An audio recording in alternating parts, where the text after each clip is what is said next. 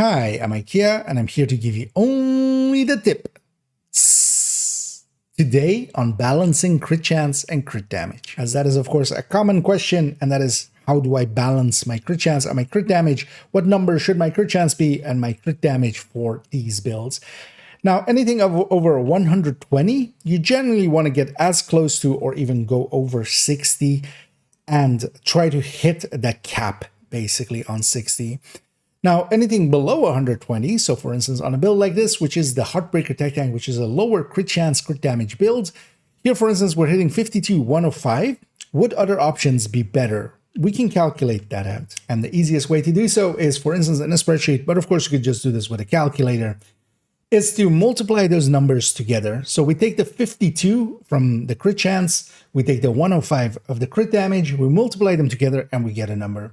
Then what we want to do, and that's why it's handy to do it in a spreadsheet, is to, for instance, go to your other options. So for instance, we could drop a crit chance, we would go to 46, and we would gain a crit damage going from this 105 to this 117. We could also go the other way, of course, with a 58 and a 93.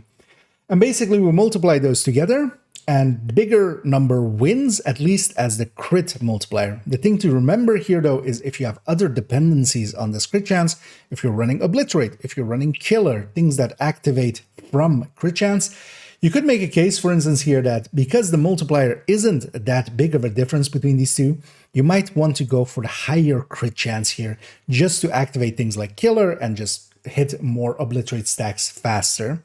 So it isn't just this, but for instance, in this case where I'm just running Flatline, I'm not running anything but the Heartbreaker chest, this is going to be the best option. And the same technique can also then be used for especially if we are close to the cap and we want to see what of two are better options. So for instance, here we're still taking a mod, a 6 crit chance mod, but we're going from 55 to 60.